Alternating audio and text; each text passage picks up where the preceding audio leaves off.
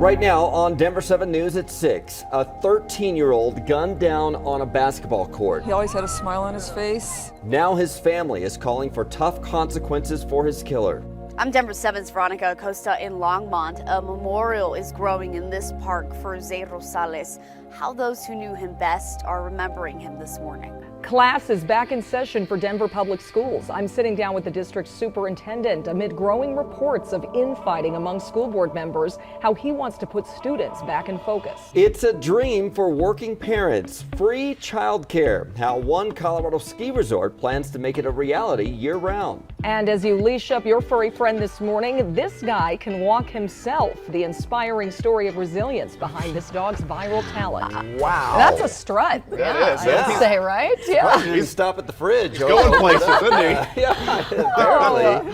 Wow. What a great right. story, yes. Yeah. For the Monday to get us going today. Hope you had a good weekend. Thanks for joining us today. Yes. And we have a dog walking forecast. Maybe we should Yep. make a people walking forecast for that video. That's true. Good point. Yeah, you're right. This gorgeous sunrise is going to kickstart your day too. Although kids are heading back to school. Wah wah. Summer's over, DPS. Get back to school. Learn something, right? We'll be in the low 60s here early this morning at the bus. For your kids heading out, t-shirt, shorts weather today. Slight chance for a few storms this afternoon. We're going to see some low to mid 80s here for highs, but look at how pretty this shot is. From our Viera wireless camera out east there in Lyman, we had a little bit of cloud cover, which is already starting to clear up. So get ready for a bright eastbound drive. Early this morning, all is pretty quiet. We're going to see a few more storms pop up today. A lot of what we'll see will be south of I-70. So from Castle Rock south toward the Springs, likely seeing a few more storms there. Denver mid to upper 80s, from Denver north to Fort Collins. And things are overall starting to dry out a bit more. We'll take a look at just how much warmer it's going to get here. Well, starting tomorrow, Jason, coming up. We have a pretty dangerous situation developing now behind a crash that I told you about just a bit ago here on 270. I'll show you what's going on. So this is the eastbound side of 270 between York and Vasquez. The crash is right in here. Let me show you from Air Tracker 7 what's going on from the, well, it's dark. Maybe the helicopter is all not happening. So, all right, so the crash, you can't, unfortunately can't see it from the helicopter. So this is the eastbound side not moving. These folks are actually going the wrong way on the ramp. This would be from York to go eastbound on 270. They're turning around and going backwards the wrong way on that ramp to get back over to York because they don't want to sit in that traffic jam. I don't blame them, but that's not the way to do it, unfortunately. So do not get caught in this traffic jam. Use I-25 instead to get it down to I-70. You can see that on the map here this morning. I-25 to I-70 and avoid 270 altogether right now. Well, a Colorado family is going through the unthinkable this morning, planning a funeral for their 13-year-old who was just playing basketball at a local park when he was gunned down. The boy's cousin was also shot but got out of the hospital to make sure he also paid his respects at a vigil last night along with hundreds of others. He was in crutches. Denver 7's Veronica Acosta joins us live where there is a growing memorial this morning for this boy whose life was cut short too soon. And you can see how much people cared about 13-year-old Zay Rosales. You can see that memorial that has just continued growing. It grew last night, growing this morning. You know, it has flowers in it, candles, notes, teddy bears, all of those items here for that 13-year-old. And it just goes to show, again, just how much people in this community cared for the teen. And yesterday, they all came here, they gathered. We're talking about more than 100 people who hugged and cried, mourning the teen, remembering just how full of life he was. Zay was an awesome kid. Everybody loved him. He was loved by many. And as you can see, all the people that are here, he was a good boy. Zay's cousin, 15-year-old Elias D. Herrera, he was also shot Saturday afternoon. He was shot in the leg, but was home as of yesterday, even making an appearance here at Zay's vigil. There weren't only family members at Zay's vigil yesterday, there were a lot of teens as well. Teens who should have been spending Sunday night at home, maybe getting ready for school this morning, or spending the evening just sitting there, you know, doing what teens do, watching TV, having a good time. Instead, they stood along their friends mourning another one of their friends, 13-year-old Zay. And as friends and family continue that process of mourning, which is just such a difficult one, they are asking themselves so many questions. Why this happened, how it could have happened. But they do have one answer this morning, and that's who did this. We know police arrested 19-year-old Yair Solis yesterday. He is being accused of being the driver and the person who shot at the teens as well. He's being charged with both murder and attempted murder. We're live in Longmont this morning. I'm Veronica Acosta, Denver 7. Just senseless. Thank you, Veronica. Thousands of Denver's public school students and teachers are heading back to class today. This is a live look at Ellis Elementary, where to celebrate the new year, the district will hold a back-to-school event this morning. The superintendent and other school leaders will be out there talking with students and families at the playground. It's really the first sort of normal back to school for DPS since before the pandemic. That was one of the things I actually talked about with Superintendent Dr. Alex Marrero. We sat down last week to talk about DPS's new strategic roadmap dubbed Every Learner Thrives. We also talked about recent reports of infighting among school board members. In an open letter last week, Director Tay Anderson wrote that interpersonal issues have sidetracked the board from their important work for students. What would you say to parents who are reading these articles about the school board not being on the same page when it comes to their students? I have an incredible amount of respect for all 7 of them, because when I meet with them, not only do they push my thinking, I see their passion in every session.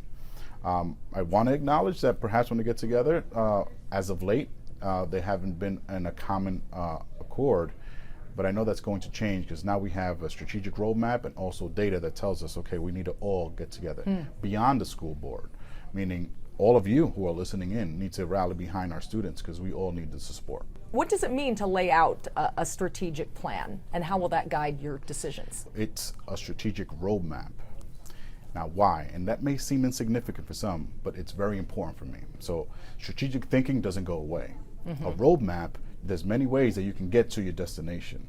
A plan is very rigid. And what happened during the pandemic, there were a lot of plans that were crumbled up and tossed out the window. He said the roadmap sets goals to be achieved by 2026 and strategies to get there, but not year-by-year benchmarks necessarily. We also talked about concerns about declining enrollment and school closures, as well as equity and closing gaps for students of color and non-English speakers. We'll post my full interview on thedenverchannel.com. Meanwhile, it's back to school for thousands of college students in both Boulder and Fort Collins today. It's the first day of class at CU and CSU. In fact, CSU's freshman class could set a record for size. I'm getting constant messages from the departments and colleges about opening up new sections of courses for the first year students. There's a lot of pressure on the facilities to fit everybody in and fit all the classes in, and those are exactly the kind of problems you want to have.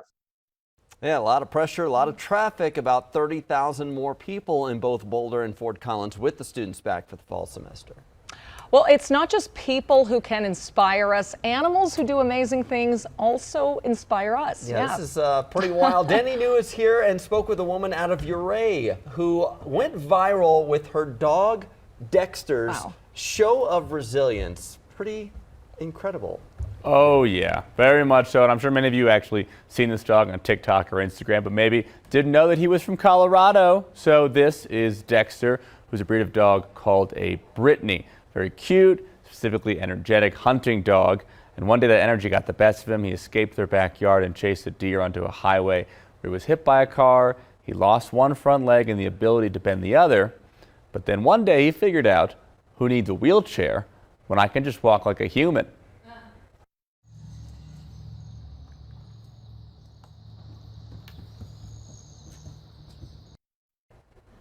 At that champion. Bum, bum, ba-da-dum, da-da-dum, da-da-da. Look at him, Dexter, just on his own. Figured out how to walk and he made it up the stairs on his first try, and now he's spreading that message of willpower all over the world. He's exploded on social media. As you saw, he's got over 150,000 Instagram followers, has accrued over 32 million likes on TikTok. But I mean, what's not to like? And Dexter teaches us all that we can do whatever we put our minds to, really. If we can get out of our own mindset and if we can think about the positive, we can really do anything we want to do. Wow. As long as there's a treat waiting. He's Dexter Dog Ouray on TikTok and Instagram. So he's also spreading good spelling. If you could figure out how to spell Ouray, O-U-R-A-Y, Yes. just so everyone knows. He just seems unfazed by all of it. Just as happy as a puppy as he is now. Yeah. And doing it with the cone on as well. I mean, right, that's talent. Right? And he's still like thinking, like, can you imagine like being a dog and you're staring at a staircase and you're like, well, How am I going to do this? What if I just walked up it with my two back legs? Yeah. Like the core muscles that he must have, right? To be able to balance like that? Yeah. Good for him. And they're smarter than we knew. All right. Awesome, Danny. Thank you. Well, some video that was shared on social media, sadly not as inspiring this morning. We'll get to that in a moment. Lisa. Here's your dog swagger. I'm going to call it his dog swagger forecast this morning. We'll be in the low 60s here at about 7 o'clock. Mostly sunny skies if you're getting out for a walk this morning. Low to mid 80s here by about 5. Slight chance for a few afternoon thunderstorms today, but things are starting to dry out. Less monsoon moisture. We'll take a closer look at how it's going to feel very summer-like here through midweek coming up. I had a report of a crash that was at 225 in Mississippi. It ends up being on Mississippi at 225. Somebody failed to navigate the curve here and hit the pole, unfortunately. So we have some restrictions on Mississippi at I-225. And you see the fire department out there, and it's going to take a little bit before that car is removed from the pole. The bigger issue is going to be on 225. Do not use eastbound 270 right now. Use I-25 and I-70. I'll show you that for you coming up in just a few minutes. All right, we are getting more context behind this just a disturbing video of a beating in Arkansas. Law enforcement now under investigation. And student loan borrowers may have to start paying again very soon unless President Biden intervenes. How scammers are taking advantage. And who doesn't love a good pizza party? One could put a Colorado City in the record books.